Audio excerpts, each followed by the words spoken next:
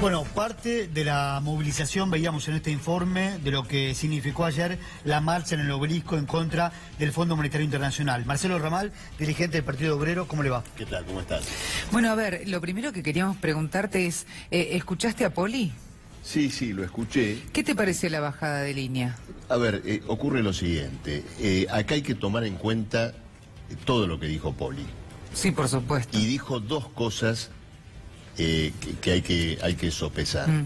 Bueno, una, estas alusiones a la situación social, pero inmediatamente fue duro y casi amenazante contra el derecho al aborto legal. Sí. Dijo claramente, ¿no es cierto?, que la Iglesia no quiere, ¿no es cierto?, que este derecho de las mujeres pueda ser aprobado por el Congreso. ¿Por qué? Porque hay que tener en cuenta las dos cosas y entender una suerte de extorsión de la Iglesia en momentos donde casi dentro de 10 o 15, no, perdón, dentro de 20 días aproximadamente, el 13 de junio, sí, se tiene que discutir y votar en el Congreso la ley por el derecho al aborto legal. Entonces lo que está haciendo la Iglesia es de alguna manera amenazando al gobierno en el sentido de que puede sacarle los trapitos al sol de la enorme crisis social que atraviesa la Argentina en caso de que progrese el derecho al aborto legal. Entonces esto hay que tenerlo muy en cuenta, porque las mujeres que sufren por el aborto clandestino son esas mujeres pobres de los sectores sociales más oprimidos, por la cual ahora la Iglesia supuestamente aparece preocupado. Si tal fuera la preocupación, la primera cuestión es efectivamente que la mujer trabajadora pueda tener el derecho al aborto legal. Entonces, esto me llama la atención y creo que tiene que advertirle a todo ese inmenso movimiento que hoy está en marcha para tratar de obtener este derecho, ¿no es cierto?, el derecho a la interrupción voluntaria del embarazo en un hospital público, con todas las garantías sanitarias. ¿Por qué? Porque Macri y la Iglesia van a entrar en un terreno de negociación por este punto. Y la Iglesia, a cambio de bajar sus decibeles en estas críticas de púlpito, va a reclamarle al gobierno que le ponga límites a esta reivindicación. Más que nunca es necesario movilizarse con fuerza. Ahora el 4 de junio hay una movilización por el nuevo aniversario del Ni Una Menos, y entiendo que todo el movimiento de la mujer de Argentina lo va a colocar este punto con fuerza. ¿Por qué? Porque si bien lo del 4 de junio es por la violencia a la mujer, no hay mayor violencia, o una de las mayores violencias que sufre la mujer, es tener que ser sometida a la inmensa bestialidad que implica un aborto clandestino. Ahora, ¿vos te parece que a este gobierno le va a interesar demasiado la respuesta o el apriete, en este caso, entre comillas, ¿no?, de la Iglesia? Bueno, es simplemente, ¿no es cierto?, una crítica, una censura que va a buscar, eventualmente puede buscar callar. Lo importante es que la Iglesia lo hace porque sabe que hay un sector muy importante del macrismo que está en contra, ¿no es cierto?, del derecho al aborto. Esto es lo que hay. El presidente mismo. Por supuesto, y varios de sus líderes parlamentarios Marcelo, también. lo que dijo ayer Mario Poli, como hacía referencia a Abigail, tiene que ver con una bajada del propio Papa, del Papa Francisco.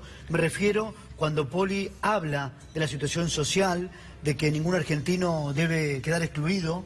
¿Crees que siguió el mensaje del Papa, Poli? Lo desconozco, no sé si el Papa, digamos, tiene esta posición. Lo que me parece importante es lo siguiente: los argentinos, sobre todo todos los que vivimos de nuestro trabajo, tenemos que tomar en nuestras manos el destino del salario, del derecho al trabajo. Nos tenemos que movilizarnos nosotros. De los sermones, de los púlpitos, yo creo que no tenemos que esperar nada, porque nunca nos trajeron nada. Lo que los trabajadores han logrado en la Argentina lo han logrado por su propia acción. Y hoy están ocurriendo efectivamente cosas muy graves. Los despidos en el Estado ya han comenzado antes del acuerdo con el FMI. En el INTI, el día viernes, volvieron a producirse más despidos y en varios ministerios y reparticiones está ocurriendo lo mismo. Ustedes en el bloque anterior estaban comentando toda esta situación del tarifazo en el gas, estaba el juez Arias, lo escuché con mucha atención, pero tenemos que saber una cosa, estos tarifazos tan graves que soportamos en todo el último periodo, las empresas de gas, de electricidad, los calcularon tomando un dólar a 18,50. ¿Qué quiere decir esto? Que cuando se tome, como las tarifas están dolarizadas, cuando calculen de vuelta con el dólar el a gas, 25. la luz, con el dólar a 25, vamos a tener el tarifazo sobre el tarifazo, que es lo que se está esperando para el mes de octubre. Esto no se habla, esto se está discutiendo en bambalinas en el gobierno, porque saben muy bien que por este esquema de dolarización de tarifas, nosotros vamos a otro salto tarifario en un par de meses Marcelo, más. ¿cómo termina este plan económico del gobierno? Porque ir al Fondo Monetario Internacional, ya sabemos, termina en crisis social, sí, claro, y en un país endeudado. Pero el plan económico, ¿cómo termina? No, a ver, el plan económico hoy es un gran desmadre económico. Lo que estamos diciendo ahora, ustedes imagínense lo siguiente, el dólar a 25 implica, ¿no es cierto?, un nuevo masazo en los precios. Estamos viendo todo lo que ocurre con la canasta alimentaria, la harina, el pan, pero luego con las tarifas va a suceder exactamente lo mismo. El propio gobierno está viendo ahora cómo puede controlar algún precio. Por ejemplo, congeló por 60 días el precio de la nafta, asustado por las consecuencias sociales, ¿no es cierto?, que todo este proceso puede causar.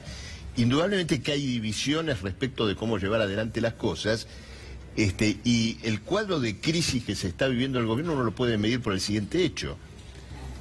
Probablemente, motorizado por el Fondo Monetario Internacional, ahora se está discutiendo si se le aplican retenciones al trigo y el maíz y se interrumpe la baja en las retenciones a la soja. En medio de los rumores, el campo escribió un comunicado, por supuesto, y lo acercó rápido de la Casa Rosada. Por supuesto, y acá tenés algo muy interesante. Con el comunicado, bastó un comunicado de las entidades agrarias para que el gobierno por ahora deje en carpeta, ¿no es cierto?, el tema de las retenciones a los grandes pools y exportadores agropecuarios. Ahora, cuando los trabajadores dicen que el techo a las paritarias del 15% es insostenible con una inflación que puede llegar al 30%, el gobierno mira para otro lado. Es decir, a las entidades del campo las escuchó en una hora de tiempo. Los trabajadores vienen reclamando contra un techo paritario que es absolutamente inaceptable, y esto no se quiere considerar bajo ningún punto de vista. Ahora, insisto con un punto, tenemos que tomar en nuestras manos esta cuestión, porque acá no es un problema ni de sermones, ni de púlpitos, ni de fiestas patrias. Los trabajadores necesitamos un plan de acción. La responsabilidad de los dirigentes sindicales es de poner en pie a la CGT y a sus organizaciones y responder a todo esto que está ocurriendo con un paro activo nacional. Ahora, la izquierda está luchando por esto. Ahora nos vamos a movilizar junto a los sindicatos combativos y clasistas de la Argentina el miércoles 30 en apoyo a los docentes de Neuquén, que están llevando una huelga enorme, importantísima por el salario, justamente porque no aceptan estos techos de miseria, y en apoyo a los trabajadores del subte. También una cuestión gravísima que está ocurriendo hoy en la Argentina. ¿Por qué? Porque no es solo el rechazo del gobierno de Rodríguez Larreta y de Macri a reabrir la paritaria, es decir, una paritaria como todas estas del 15%. Está también la intención de ilegalizar a un sindicato construido por los propios trabajadores.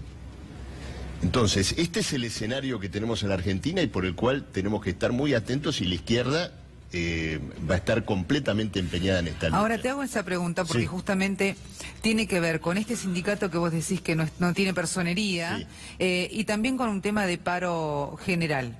Yo no estoy ni a favor ni en contra del paro, cada sindicato hace lo que le parece, ¿no? Pero ¿a vos te parece que este gobierno le da bolilla hablando en plata, a un paro general de actividades, cuando, por ejemplo, paran y sale, ponele, Rodríguez Larreta o distintos funcionarios del gobierno diciendo, acá el que no tiene ganas de trabajar son justamente los que hacen el paro. Entonces, constantemente los demonizan. Están poniendo, exactamente, los están poniendo en un lugar donde la gente termina diciendo, pará, ¿qué me están diciendo? ¿A dónde voy? Yo te invertiría la situación.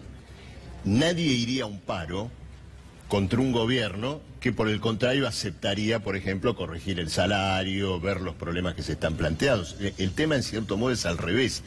El paro demuestra que a un gobierno como este, como el de Macri, como Rodrigo Larreta, solo se lo puede enfrentar con la fuerza colectiva de los trabajadores.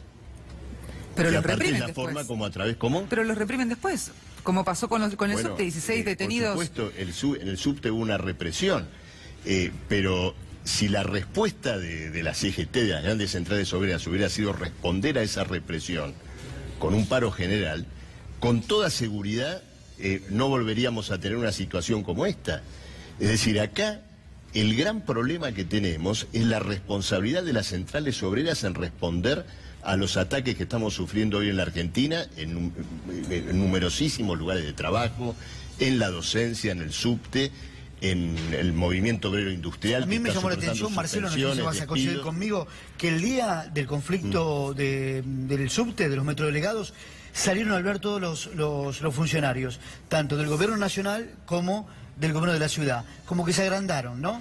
Y es como decir... Y en actos que no tenían nada que ver, por ejemplo, la inauguración de alguna sala de un hospital que no tenía nada que ver con el paro de subte, sin embargo salieron... No sé si era un mensaje dirigido al Fondo Monetario, es decir, estaban haciendo la escenificación para el Fondo Monetario Internacional, para decirles, miren, que nosotros podemos tener a raya a los trabajadores, que supuestamente tenemos la fuerza, ¿no es cierto?, para eso. Pero se trataba solo de los trabajadores del subte. Acá necesitamos, por supuesto, articular una respuesta general de todo el mundo del trabajo. Ahora, el Fondo Monetario Internacional, y esto también quiero decirlo, el Fondo Monetario Internacional le está pidiendo al gobierno una devaluación todavía mayor. Yo señalaba recién que con las tarifas todavía tenemos el salto que no se dio del dólar a 25. Pero el Fondo Monetario no quiere clavar el dólar a 25, porque la vía más rápida de un ajuste es desvalorizar los sueldos, las jubilaciones, los gastos sociales, haciendo subir el dólar. Si un salario son $700 con un dólar a 25, llevas al dólar a 30 y ese mismo salario pasa a representar $400. Entonces el Fondo Monetario Internacional va a echar más nafta al fuego de la devaluación y por lo tanto la crisis económica, ¿no es cierto?, y toda la crisis social se va a agravar. No cerremos los ojos ante esta realidad. El lunes el ministro Duhovne va a recibir nuevamente a todos los ministros, porque cada ministro le va a llevar una carpeta por dónde va a hacer el ajuste, ¿no? Por ejemplo, el Ministerio de Transporte le va a entregar una carpeta a Duhovne que va a decir, por acá voy a ir yo, por acá voy a hacer el ajuste. Sí, bueno, en todo eso, ¿no es cierto?, hay una gran ficción, porque mientras discuten eso, se están peleando monumentalmente entre ellos. Acá sobre este problema de la devaluación hay un gran debate en el gobierno. Por ejemplo, los que trajeron plata para hacer la bicicleta financiera esta de 40 días, con las LEVAX, ¿no es cierto?, y otros títulos, no quieren la devaluación porque quieren en 40 días comprar barato los dólares que trajeron para timbiar en la Argentina. Los otros quieren la devaluación, el Fondo Monetario Internacional quiere la devaluación. Ojo, este es un gobierno que como resultado de la quiebra que produjo está profundamente quebrado en su interior. Porque el cuadro de desorden económico es tan grande que naturalmente hay una enorme deliberación. Esto lo digo, Adrián, por lo siguiente. Cuando señalo que desde el mundo del trabajo, de los sindicatos, hay que ponerse en pie para responder esto, tenemos que responderle a un gobierno dividido en una profunda crisis. No es un gobierno monolítico, unido como un solo puño para golpearnos. No, estas famosas reuniones con sonrisas que preside Duhovne son una gran ficción. El ministro coordinador. Claro, es una gran ficción política. Se están matando entre ellos porque el nivel de la quiebra que tienen que manejar es evidentemente muy grande. Uno quiere liberar el precio de las naftas, el otro lo quiere contener porque tiene miedo a que la reacción popular, ¿no es cierto?, se extienda. Entonces tenemos que ser conscientes de esto, y esto lo tenemos que parar ahora. Pero el que ejecuta el plan es el propio presidente.